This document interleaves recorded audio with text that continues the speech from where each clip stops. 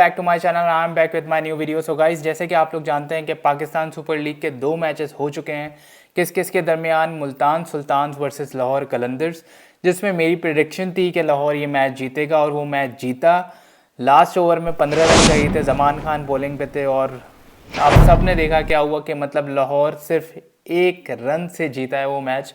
और वो बहुत टाइट मैच था। रिजवान के इतने रन्स, शान के इतने रन्स सब ज़ाया गए और लाहौर कलंदर्स वो मैच जीत गया। उसके बाद फिर आज मैच था किसका, Karachi versus Peshawar. Again so close, Imad Wasim वो सो क्लोज, शोएब मलिक के रन ज़ाया हुए, लेकिन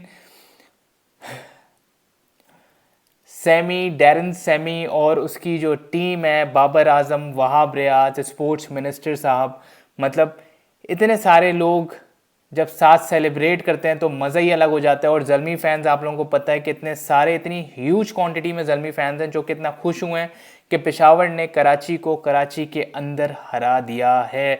नेशनल क्रिकेट एरेना में पेशावर ने कराची को हरा दिया। मेरी पर्सनल प्रेडिक्शन थी कि कराची ये मैच जीतेगा, but again so close, 2 run से कराची ये मैच हारा है। और मुझे ऐसा लगता है कि पेशावर हर हर चीज़ के अंदर, चाहे वो बैटिंग हो, बॉलिंग हो, फील्डिंग हो, Peshawar was way ahead than Karachi. Because yes, आप कह सकते हो कि एंड में नो बॉल्स बहुत हुए और जिमी नीशम से कैच ड्रॉप हुआ, जो कि बहुत क्रूशल था एट दैट मोमेंट। बट जिस तरीके से वहाब रियाज ने ओवर किया और उसके बाद जिस तरीके से लास्ट ओवर खुर्रम शहजाद ने किया है, सलाम है भाई। मतलब ग्रेट लाइन और लेंथ और साथ में पेस और बैन कटिंग। इमाद वसीम दोनों हार्ड हिटर्स, इमाद वसीम अच्छा खासा 80 पे खेल रहा था, उससे शॉट्स नहीं लग रहे थे खुर्रम शहजाद की बॉल पे। और बैन कटिंग तो भाई पता नहीं, मतलब काफ़ी एज हो गई है। मुझे ऐसा लगता है कि अब थोड़ा पीछे हट के यंगस्टर आमिर यामीन को आई गेस चांस देना चाहिए उसकी जगह। और वो खेले भी आज इस वजह से थे क्योंकि जेम वेंस एंड टाइम पे इंजर्ड हो गए थे, वरना तो उन्हीं का चांस था। तो गाइज, 2 मैचेस हो चुके हैं और दोनों बहुत बहुत ही क्लोज मैचेस थे। एक में लाहौर जीता और एक में पेशावर ज़ल्मी जीता। अब कल किसका मैच है? कल है Multan Sultans, again Multan Sultans versus Quetta Gladiators. तो कोयटा का होने वाला है डेब्यू, और डेब्यू खैर मैं क्या बोलूँ, पहला मैच खेलने वाले हैं वो इस PSL का। और सरफराज 11 पूरी तरीके से तैयार है, मगर उनके अभी 2 प्लेयर्स जो मेन उनकी प्लेइंग 11 का पार्ट बन, बेसिकली वो 2 प्लेयर्स ऐसे हैं जिसके बगैर कोयटा मुकम्मल नहीं है। एक हसारंगा है और एक ओडियन स्मिथ है।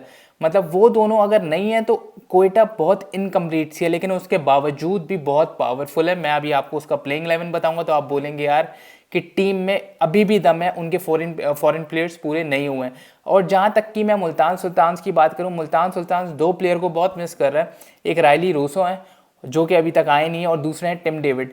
इन दोनों की वजह से मुल्तान सुल्तान्स का कॉम्बिनेशन थोड़ा बहुत ऊपर नीचे हुआ है, जिसकी वजह से उनको पुलार्ड को खिलाना पड़ गया है। पुलार्ड आपको पता है मुंबई इंडियन IPL में कोचिंग करता है, उसको आपने खिला दिया भाई। क्या मतलब, कोई दिमाग नहीं है, कुछ नहीं है, पुलार्ड को लाके खड़ा कर दिया, ना उससे भागा जाता है ना उससे हिट लगती है। मतलब बेफजूल आपने पुलार्ड को खैर डाला था उस मैच में, कोई फ़ायदा नहीं हुआ। उसकी जगह आप अनवर अली जैसे प्लेयर को ट्राई कर सकते थे, उसकी जगह आप सरवत अफरीदी जैसे प्लेयर को ट्राई कर सकते थे। But again I guess stupid mindset of Multan का कोचिंग स्टाफ। इतने ज़्यादा पैसे दे के, बहुत ज़्यादा तरीन साहब के पास पैसे हैं जिन्होंने इतना अच्छा कोचिंग स्टाफ हायर किया हुआ है, लेकिन उसके बावजूद मतलब इतने मतलब senseless decisions from the coaching staff के पोलार्ड को आपने इन किया। मिलर ठीक है, लेकिन पोलार्ड की जगह बिल्कुल भी नहीं बनती इस टीम में। उससे काबिल लड़के, लोकल प्लेयर्स अंदर मौजूद हैं, लेकिन मुझे ऐसा लगता है कि इस मैच में चेंज होगा और वो पोलार्ड का ही चेंज होगा। बिकॉज आप पोलार्ड पे डिपेंड नहीं कर सकते थ्रू आउट द टूर्नामेंट, आपको किसी अच्छे फिनिशर को डालना पड़ेगा। अगर लिटरली अच्छा फिनिशर कोई होता, मुल्तान सुल्तान्स वो मैच जीत जाता, लेकिन अगेन इन्होंने पोलार्ड के ऊपर डिपेंड किया। तो गाइस, अब हम आते हैं कि फॉर एग्जांपल कल के मैच में एक तो मेरी प्रेडिक्शन क्या होगी, दूसरा ये कि कल प्लेइंग 11 क्या होने वाली है। तो सबसे पहले मैं बात करता हूँ मुल्तान सुल्तान्स की। आपको पता है मुल्तान सुल्तान रिजवान शान का बहुत अच्छा ओपनिंग प्लेयर, जिसने अभी जो पहला मैच हुआ उसमें बेहतरीन कारकर्दगी सरंजाम दी है। उसके बाद अगर मैं बात करूँ, रायली रूसो का नंबर 1 डाउन पोजीशन पे बनता है, लेकिन क्योंकि वो अवेलेबल नहीं है तो उस्मान खान उनकी जगह आएंगे, जिन्होंने कुछ खास परफॉर्मेंस पहले मैच में नहीं दी। उसके बाद अगर मैं बात करूं तो डेविड मिलर, उसके बाद मैं बात करूं तो खुशदिल शाह को पूरा मौका नहीं मिला। मुझे एक बात पे हैरत हुई कि रिजवान ने खुशदिल को बॉलिंग में ट्राई नहीं किया लाहौर के अगेंस्ट मैच में, लेकिन मुझे पूरी उम्मीद है कि खुशदिल रिजवान को बहुत ही क्रूशल टाइम से उसने लास्ट पीएसएल भी हो, उससे पहला भी हो, बहुत क्रूशल टाइम पे उसको विकेट्स लेके दिए। तो मुझे ऐसा लगता है कि रिजवान ज़रूर ट्राई करेगा खुशदिल को बॉलिंग में कोयटा के खिलाफ, क्योंकि आप ये देखेंगे कि वो प्लान सामने आने वाला है। क्योंकि खुशदिल ऐसी, मतलब वो कोई इतना अच्छा बॉलर नहीं है, लेकिन वो आपको ऐसी टाइम पे विकेट लेके दे देगा ना, आप हैरान रह जाओगे। तो खुशदिल अगेन, उसके बाद फिर मुझे ऐसा लगता है कि टिम डेविड नहीं है तो अगेन वो मेरे ख्याल से शायद वो पोलार्ड के साथ ही जाएंगे। लेकिन मेरी तो पर्सनल चॉइस है कि यार आप अनवर अली के साथ जाओ, क्योंकि अनवर अली से अच्छा फिनिशर आपको मुझे नहीं लगता कि, और मैं अभी भी कह रहा हूँ कि पाकिस्तान में अनवर अली जैसा फिनिशर अभी तक कोई नहीं है, कोई नहीं अनवर अली जैसा फिनिशर। तो मैं चाहूँगा कि अनवर अली के साथ जाएं। उसके बाद आप अकील हुसैन को खिला सकते हैं, सही है, वो आपको लेफ्ट आर्म न्यू बॉल से ऑप्शन दे रहा है तो सही है, ठीक है, इट्स फाइन। उसने अच्छी बॉलिंग की थी पहले मैच में, लेकिन कोयटा के खिलाफ क्या वो दे सकेगा, देखना पड़ेगा।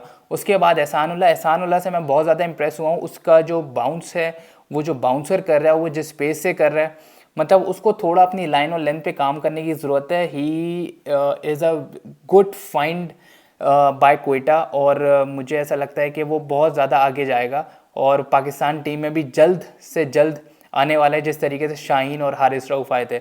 उसके बाद जाहिर सी बात है आप समीन गुल के पास जाओगे, लेकिन समीन गुल सही है, न्यू बॉल अच्छा कराता है, लेकिन डेथ में आपको पता है कि बॉल की जब शाइन ख़त्म हो जाती है तो फिर आपकी रिवर्स काम आती है। समीन गुल के पास वो वेपन नहीं है, तो समीन गुल क्या करेगा बेचारा, मतलब एंड के ओवर्स में आप नहीं समीन गुल पे रिलाई कर सकते, क्योंकि समीन गुल ने पिटने के अलावा और कुछ करना नहीं है।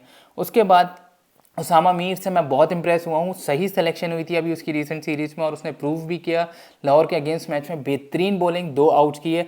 और सबसे ज़्यादा दुख मुझे शाहनवाज़ धानी पे है, मतलब शाहनवाज़ धानी जिस तरीके से पीएसएल से इतने ज़्यादा नाम उन्होंने कमाया है, लेकिन उनकी लाइन और लेंथ सही नहीं है। वो मेरे ख्याल से शायद तफरीहों में ही घूम रहे हैं इधर उधर, लेकिन उनको अपनी क्रिकेट पे फोकस करना है, उनको अपनी लाइन और लेंथ पे फोकस करना है, बिकॉज उनकी लाइन लेंथ ख़राब है, जिसकी वजह से वो, मुझे ऐसा लगता है कि उनका ना वो पेस जनरेट हो रहा है और ना ही वो अकल यूज़ कर रहे हैं अपनी बॉलिंग कराते हुए, जैसे वो हमेशा करते थे। मतलब अब वो इतने ज़्यादा मतलब मुझे ऐसा लगता है तफरी में चले गए, मतलब वो शाहनवाज़ धानी नहीं दिख रहा जो कि जज्बात में आके, गुस्से में आके नज़र से नज़र मिलाता था बैट्समैन की, अब वो नज़र नहीं आ रहा। तो वो बहुत ज़्यादा लोग मिस कर रहे हैं, और मुल्तान सुल्तान्स के लोग खासतौर पे शाहनवाज़ धानी को चाहते हैं कि वो डराए, बैट्समैन को डराए, उसके ऊपर हावी हो और फिर वो बॉलिंग कराए। अगर वो एग्रेशन के साथ आएगा तो उससे अच्छा बॉलर अभी मुझे ऐसा नहीं लगता कि राइट आर्म की मैं बात कर रहा हूँ, पाकिस्तान में भी है, तो वो बहुत अच्छा बॉलर बन सकता है इस पीएसएल में मुल्तान सुल्तान्स के लिए। बस उसको थोड़ा एग्रेशन लाना है और उसको अपने अपने अंदर कॉन्फिडेंस पैदा करना है और डर ख़त्म करना है। तो मुझे बहुत उम्मीद है शाहनवाज़ धानी से कि कल के मैच में वो कुछ ना कुछ बहुत अच्छा कर जाएगा। उसके बाद मैं बात करूं कोयटा ग्लैडिएटर्स की, सरफराज 11 की अगर मैं बात करूं तो देखें उनके ओपनर्स अभी आए नहीं हैं। जेसन रॉय को बहुत ज़्यादा मिस करेगा सरफराज, उसके बाद हसरंगा को बहुत मिस करेगा, उसके बाद ओडियन स्मिथ को बहुत मिस करेगा। ये 3 प्लेयर्स निकाल दूं तो, अगर ये 3 प्लेयर्स डाल के कोयटा की 11 बनाओ तो बेहतरीन 11 बनेगी। आप बोलोगे कोयटा से अच्छी टीम पूरे पीएसएल में कोई नहीं है, लेकिन ये 3 प्लेयर्स अभी हैं नहीं, तो 3 प्लेयर्स नहीं है तो कौन खेलेगा? गप्टिल और विल स्मीड, ये दोनों ओपन करेंगे। उसके बाद क्योंकि एहसान अली इंजर्ड हो चुके हैं, हफीज़ साहब उनकी जगह, उनका इंदराज हो चुका है, हफीज़ साहब आ चुके हैं, लेकिन मुझे नहीं लगता कि मुल्तान सुल्तान हफीज़ को पहला मैच खिलाएगा एहसान अली की जगह। वो गप्टिल और जो इस विल स्मीड है उन दोनों के साथ जाएगा। विल स्मीड को आप सब जानते हैं, लास्ट पीएसएल में बहुत तबाही मचाई थी उसने, लेकिन अब इस पीएसएल में देखना पड़ेगा वो किस माइंडसेट से आता है। वो एग्रेसिव प्लेयर है, वो हार्ड हिटर है, और मुझे उम्मीद है कि कल बहुत ज़्यादा रन करेगा और अच्छा स्टार्ट देगा। उसके बाद क्योंकि एक इमर्जिंग प्लेयर खिलाना है तो बंगलजई है, बहुत अच्छा हार्ड हिटर बैट्समैन है कोयटा के पास, जिसकी टेक्निक बेहतरीन टेक्निक है, और वो जिस तरीके से हिट करता है आप लोग भी उसके फ़ैन हो जाओगे उसको देख के। उसके बाद सरफराज आता है, उसके बाद फिर उमर अकमल आता है, उसके बाद फिर इफ्ती मानिया, इफ्तिखार भाई आते हैं। उसके बाद देखें अब हार्ड हिटर्स में अगर मैं जाना चाहूँ तो कौन होगा, ये दोनों ही हार्ड हिटर्स हैं, उमर अकमल और उसके बाद इफ्तिकार, इसके बाद फिर उमैद आसिफ और नवाज़, ठीक है। ये 3 ऐसे प्लेयर्स हैं, उसके उमर अकमल, इफ्तिखार और नवाज़, इन तीनों पे लोअर मिडिल ऑर्डर होगा बेसिकली कोयटा का, क्योंकि सरफराज मुझे ऐसा लगता है कि देखें गप्टिल और विल स्पीड ने मारधार करनी है, बंगल जई ने आके उसको थोड़ा सा और सपोर्ट करना है, सरफराज ने एंड तक रहना है, सरफराज ने सपोर्ट करना है उमर को, सरफराज ने सपोर्ट करना है इफ्तिखार को और सरफराज ने सपोर्ट करना है नवाज़ को। सरफराज का काम है जस्ट पूरे 20 ओवर खेलना, वो 20 ओवर खेलेगा, वो अपने लिटरली उसके आराम से 50 हो जाएंगे, और वो जब साथ साथ सपोर्ट करेगा जो हार्ड हिटर्स हैं तो उनको बहुत ज़्यादा मदद मिलेगी। उसके बाद मैं बात करूं तो उमैद आसिफ को सब जानते हैं, एक अच्छा ऑलराउंडर, और अच्छा ऑलराउंडर मतलब बॉलिंग उसकी ज़्यादा बेहतर है बैटिंग से, तो उमैद आसिफ से इस दफ़ा बहुत उम्मीद होगी कोयटा ग्लैडिएटर्स को, बिकॉज वो जिस टीम में भी जाते हैं बहुत अच्छा परफॉर्म करते हैं। उसके बाद फिर 2 हमारे पेस बॉलर पाकिस्तान की शान नसीम शाह और उसके अलावा मोहम्मद हसनैन, और उसके बाद आते हैं मोहम्मद जाहिद। तो अब ये कैस अहमद को भी खिला सकते हैं। आई डोंट नो कि अफगानिस्तान प्लेयर्स अभी तक आए हैं या नहीं आए, मुझे नहीं लगता कि शायद आए, बिकॉज ना मुजीब खेल रहा है पेशावर से, ना राशिद खेल रहा है लाहौर से, तो मुझे ऐसा नहीं लगता कि कैस अहमद भी शायद आया हो, और अगर आ गया हो तो उसका चांस कल बनेगा, बिकॉज एक लेग स्पिनर लाजमी चाहिए। तो अगर मैं कोयटा के बॉलिंग ऑप्शंस की बात करूँ तो नवाज़ एक लेफ्ट आर्म स्पिनर उनको मिल रहा है, उसके बाद फिर Umaid Asif right arm medium pace bowler, 2 तेज़ तगड़े हसनैन और नसीम शाह की उस फॉर्म में मिल रहे हैं।